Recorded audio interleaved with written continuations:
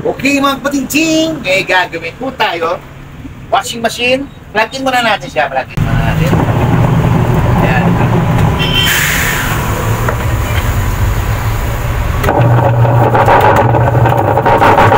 Ayan ha. Maingay siya. Ngayon, tanggalin muna natin yung kanyang pulsator. Papalitan po natin ang kanyang gear case. Nasira na yung ulo ng ano. Mahirap na siyang tanggalin. Ang gagawin po natin, sisirahin po natin mismo yung mismong gear case niya. Okay? Baklasin muna natin siya, maputing-ting.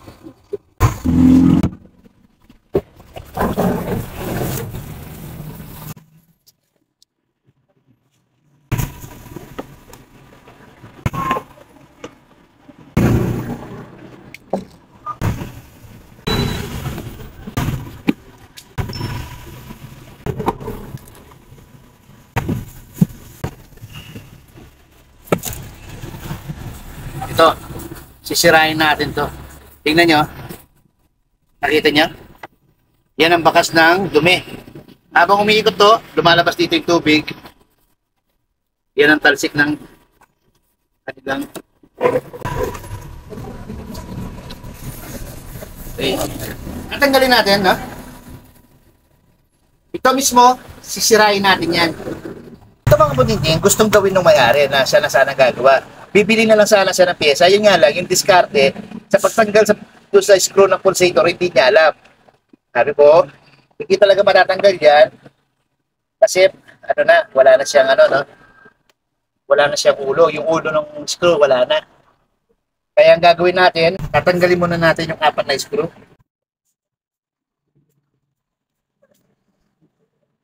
Okay, pang-4 na yon. Tanggalan natin. Kaya mga puting-ting, ang gagawin natin yan, yung sa naka-screw yung manay palit. Yun.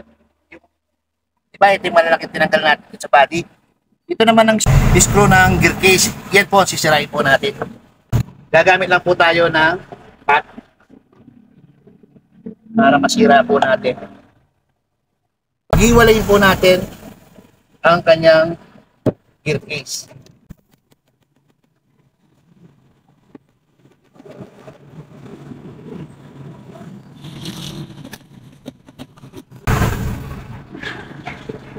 Ito. 4 yan, 4, no? Okay, sana tayo.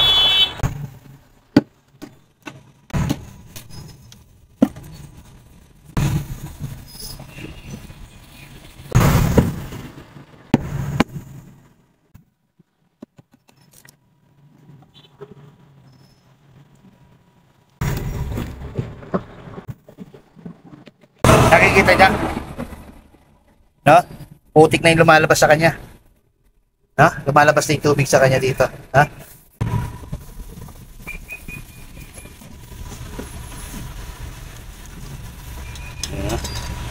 Ha?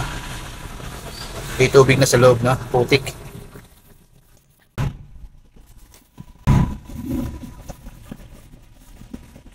At tanggalin natin yung lock dito para mapag-iwalay natin sila.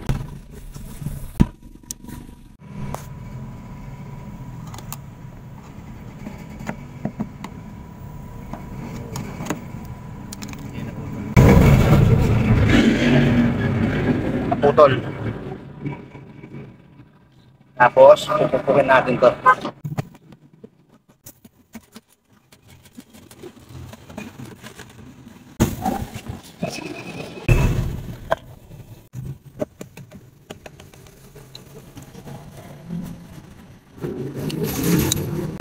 Ayaw matanggal.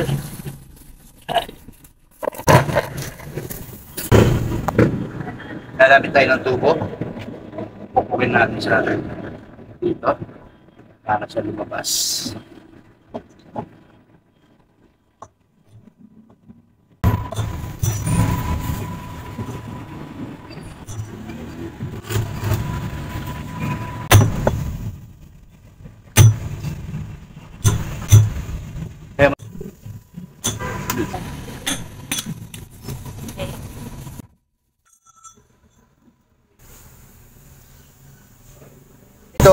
Itong dulo dito, dumikit dito kaya medyo matagal siyang tanggalin. No?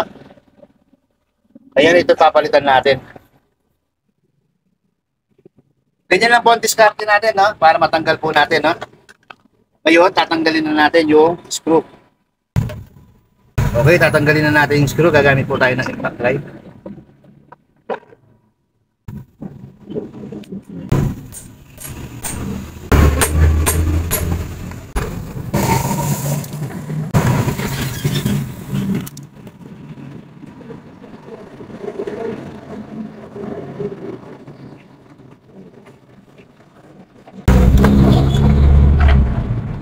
Tanggalin na natin.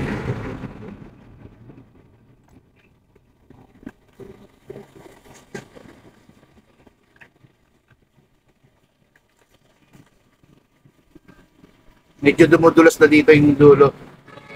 Cross pa rin siya, yung nga lang yung pinakadulo niya, dumudulas na. Kaya papalitan din po natin to, no? Papalitan po natin ng bago. Para hindi siya mahirap tanggalin pag nasira sa susunod na nasira po sa susunod ng panahon. Ngayon bibilangin po natin yung ngipin nito.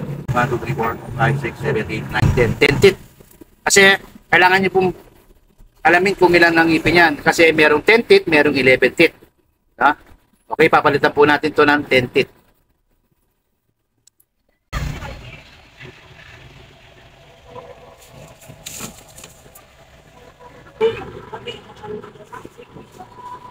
Ito yung bago natin.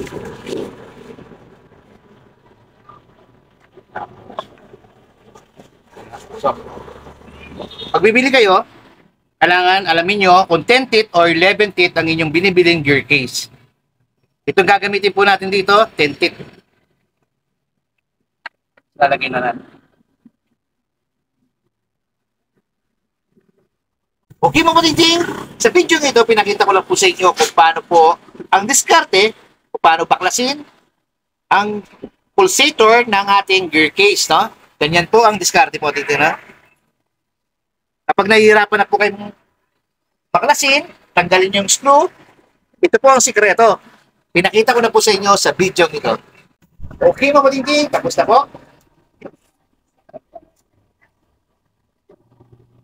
Kainin na. Ito si Sir, ang nagpagawa. Shout out. Ikaw nagpagawa na washing machine. Ano pangalan niyo, Sir? Kapulog.